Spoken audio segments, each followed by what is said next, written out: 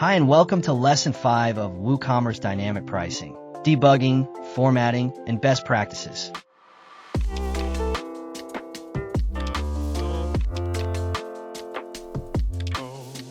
In this video, I will show you how to debug, format, and follow best practices for WooCommerce Dynamic Pricing. Let's get started. First, let's talk about formatting. Use the correct decimal separator based on your store settings.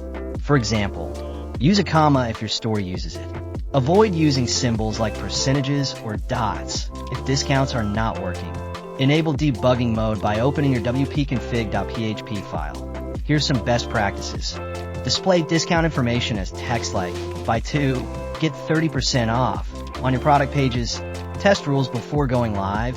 Always test discounts to ensure they work correctly. Avoid overlapping discounts. Make sure multiple discounts do not conflict. Review the customer experience.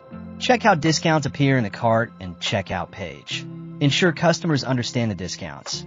Use clear labels like special offer or bulk discount.